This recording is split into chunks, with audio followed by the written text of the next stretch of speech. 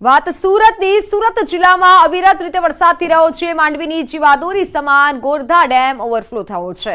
ગોરધા ડેમના આહલાદક દ્રશ્યો સામે આવ્યા। પ્રતિબંધ હોવા છતાં સ્થાનિકો માછીમારી કરતા નજરે પડ્યા। તંત્રએ ડેમ, ખાડી કે નદી કિનારે જવા પર પ્રતિબંધ ફરમાવ્યો છે।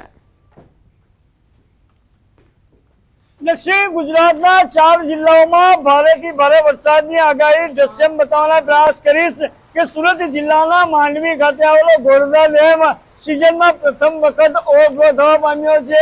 આ જે ડેમ ઓવરફ્લો થયો છે એના નયનરમ્ય દ્રશ્ય હાલ તમે સીધા જોઈ રહ્યા છો। અને ખાસ કરીને જે માંડવી તાલુકાના ઉપરવાસની અંદર પણ વહેલી સવારથી અવિરતપણે ધોધમાર વરસી રહેલો વરસાદને પગલે હાલ વેલાઈ નદીની અંદર પૂરની સ્થિતિને ધ્યાનમાં લઈ હાલ આજે વેલાઈ નદી ઉપર બનાવવામાં આવેલો ગોરધા ડેમ જે પ્રથમ વખત સિઝનમાં ઓવરફ્લો થતા નયનરમ્ય દ્રશ્ય જોવા મળ્યા છે।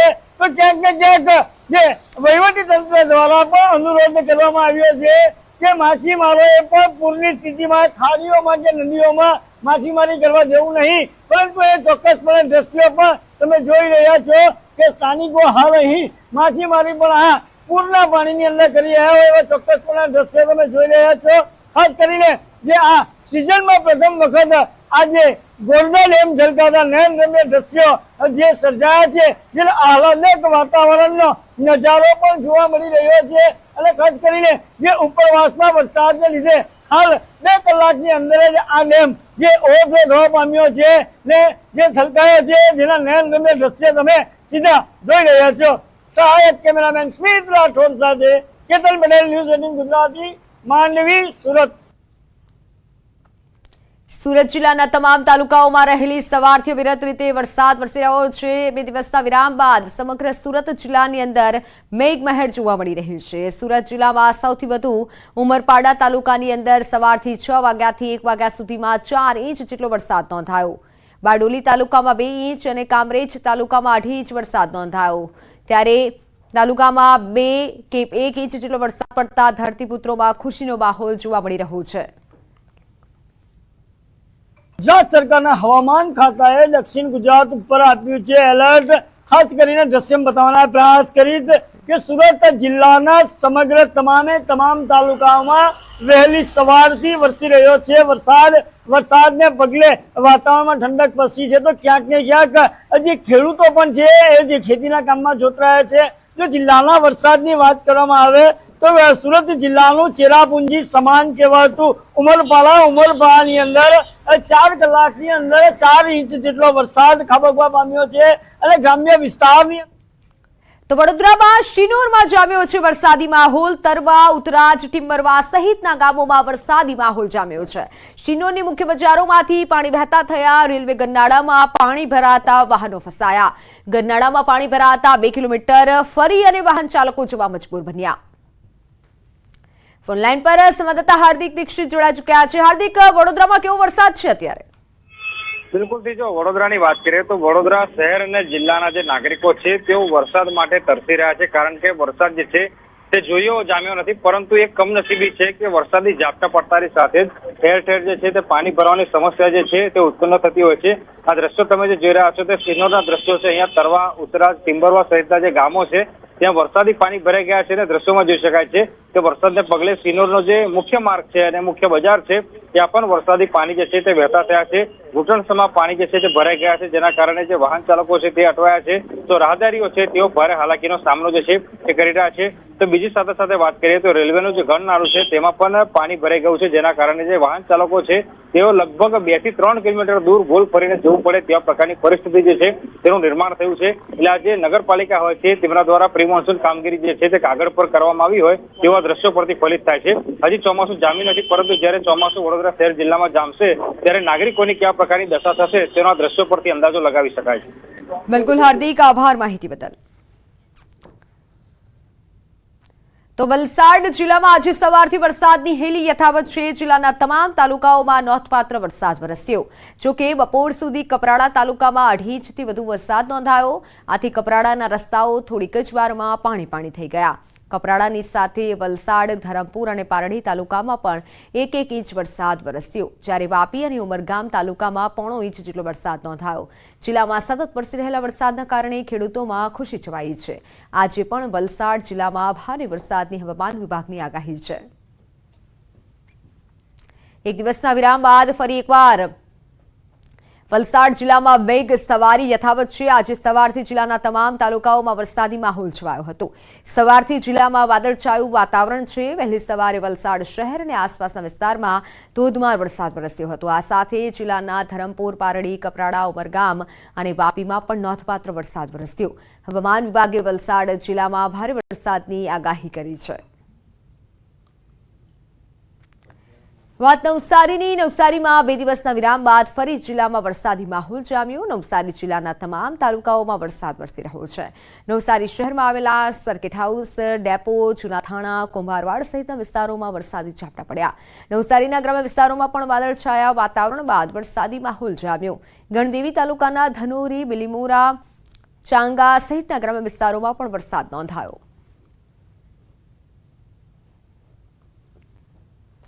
તો ડાંગ જિલ્લામાં ધોધમાર વરસાદી માહોલ જામ્યો છે। સાપુતારા, વઘઈ, સુબીરમાં ધોધમાર વરસાદ નોંધાયો। સાપુતારામાં વરસાદને લઈને પ્રવાસીઓમાં ખુશીનો માહોલ છે। હજુ પણ ભારે વરસાદની આગાહી કરવામાં આવી છે।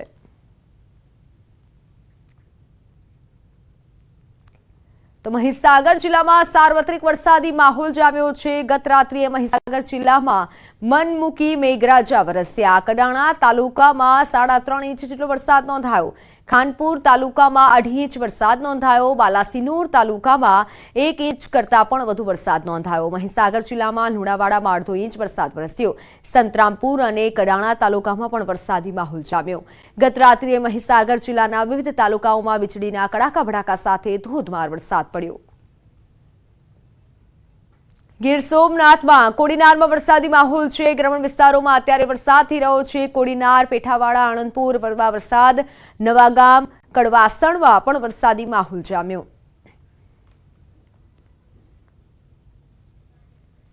ગીર સોમનાથના વેરાવળ, પાટણ સહિત ઉના શહેર અને આસપાસના ગ્રામ્ય વિસ્તારોમાં વરસાદી ઝાપટા પડ્યા। થોડા વિરામ બાદ વરસાદી માહોલ ફરી એકવાર છવાયો હતો। વાત અમરેલીની। અમરેલી જિલ્લામાં પણ ફરી એકવાર વરસાદી માહોલ જામ્યો છે। ધારી પંથકમાં ગ્રામ્ય વિસ્તારોમાં વહેલી સવારથી વરસાદી ઝાપટા નોંધાયા। ધારી, ઝર, મોઝર, છતડિયા, ખીચા સહિતના ગામોમાં સતત વરસાદી ઝાપટા પડી રહ્યા છે। ધીમી ધારે વરસાદ થતા ખેતીને ફાયદો થશે।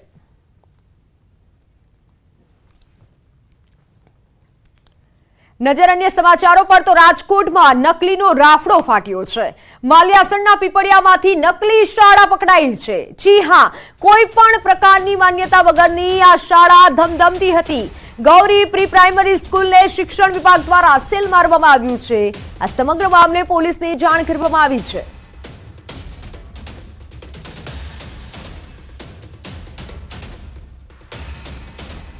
કોઈ પણ માન્યતા વગર આ શાળા ધમધમતી હતી, ત્યારે સવાલ એ થાય છે કે હજી સુધી આજ દિન સુધી શિક્ષણ અધિકારીને કેમ તેની કોઈ જાણ ન થઈ। શિક્ષણ વિભાગે હાલ તો પોલીસને જાણ કરી છે, તપાસ કરવામાં આવશે, પરંતુ नकलीનો રાફડો ફાટ્યો છે। वो आपको साथ आप क्यों भाग रहे हो मीडिया से? मैं भाग नहीं रहा हूँ। गलत कार्यवाही की है। बैठ जाता हूँ। हमने शिक्षण अधिकारी ने गलत कार्यवाही की है। वो सर वो तो आपको वो बताएंगे ना कि उन्होंने गलत की या हमने करी। स्कूल हमने लिखा था वहाँ तो गौरी प्री प्राइमरी स्कूल लिखा ही है। क्यों लिखा था? दुकान में चल रही थी। जो बच्चे आते थे 4 दुकानें। सर वो क्या कह रहे हैं वो आप पहले उनको सुनिए, फिर हमको देखिए। हमारे नहीं, एक्चुअली मेरे को यहाँ 12 साल 13 साल हो गए रहते हुए, और मैं एमपी से हूँ। ये गांव में कितने साल से रहते थे? यहाँ से मेरे को 8 साल हो गए। તાલુકા પ્રાથમિક શિક્ષણ અધિકારી વિમલ ગઢવીનું નિવેદન સામે આવ્યું। ગૌરી નામની ચાલતી શાળા સીલ કરાઈ છે। ધોરણ 1 થી 10 સુધી વિદ્યાર્થીઓ મળી આવ્યા। કુલ 33 વિદ્યાર્થીઓ અભ્યાસ કરતા હતા। રોડથી અંદર શાળા હોવાથી ધ્યાને ન આવી। અમારા ધ્યાને હવે આવતા ફરિયાદ દાખલ કરાવીશું। તમામ વિદ્યાર્થીઓને સરકારી શાળામાં ટ્રાન્સફર કરાશે। ગેરકાયદેસર 7 જેટલા એલસી કબજે કરાયા છે।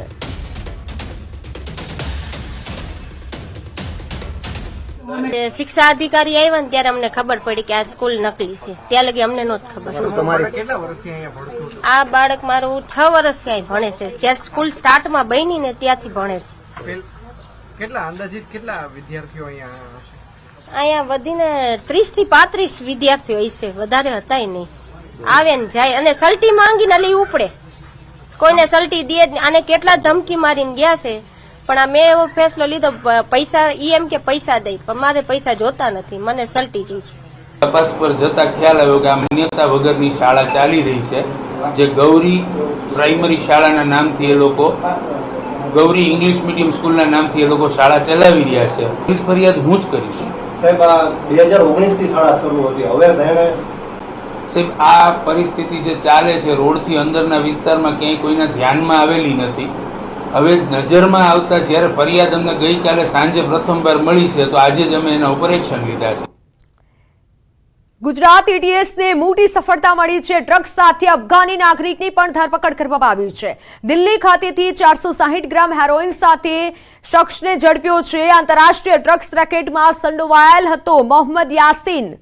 માર્ચ 2024માં આરોપી સાથે એફઆઈઆર નોંધાઈ હતી. આરોપી સામે એટીએસ અને સુરત ક્રાઇમ બ્રાન્ચ જોઈન્ટ તપાસ કરી રહી હતી અને તે દરમિયાન દિલ્હી પોલીસને સાથે રાખી એટીએસની કાર્યવાહી. અફઘાનિસ્તાનથી 2017માં મેડિકલ વિઝામાં ભારત આવ્યો હતો, પરંતુ તે શખ્સને હવે ઝડપી પાડવામાં આવ્યો છે. એટીએસની ટીમને મોટી સફળતા મળી છે.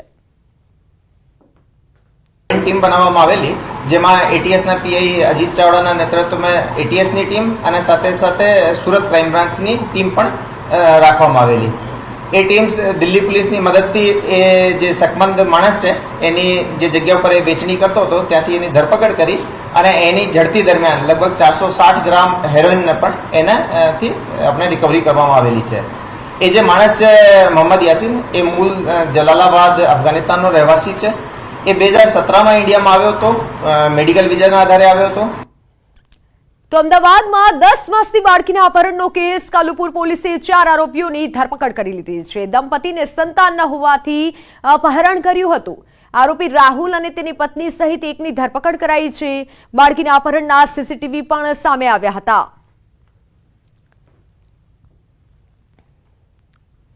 આબુ રોડના માનપુર રોડ પર ભર બજારમાં ઇકો ચાલકે 3 બાઇક ચાલકોને અડફેટે લઈ લીધા. અકસ્માતની ઘટના સીસીટીવીમાં કેદ થઈ. અકસ્માત સર્જી ઇકો ચાલક ઘટના સ્થળેથી ફરાર થઈ ગયો. અકસ્માતમાં 5 લોકોને નાની મોટી ઇજાઓ પહોંચી છે. અકસ્માતની સમગ્ર ઘટના સીસીટીવીમાં કેદ થઈ છે. ફૂટેજમાં જોઈ શકાય છે કે પૂરપાટ ઝડપે ઇકો ગાડી આવી રહી છે અને 5 લોકોને અડફેટે લે છે. હાલ તો ઇજાગ્રસ્તને સારવાર અર્થે ખસેડાયા છે. 3 વાહનોને અડફેટે લીધા હતા અને જેથી પોલીસે પણ તપાસ હાથ ધરી છે.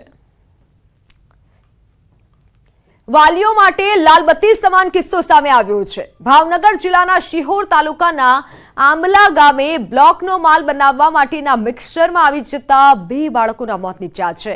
આંબલા ગામે બ્લોક બનાવવાના કારખાનામાં શ્રમિક પરિવાર કામ કરવા આવ્યો હતો. એક બાળક રાજવીરની ઉંમર 4 વર્ષ, જ્યારે જયવીરની ઉંમર 1.5 વર્ષની છે. બાળકો રમતા રમતા બ્લોક બનાવવાના મિક્સચરમાં મિક્સ થઈ જતા દુર્ઘટના સર્જાઈ છે. બંને બાળકોના મૃતદેહ ભાવનગરની સરટી હોસ્પિટલ ખાતે લાવવામાં આવ્યા છે. હાલ તો ઘટનાને લઈને પરિવારજનોમાં ઘેરો પ્રત્યાઘાત છે.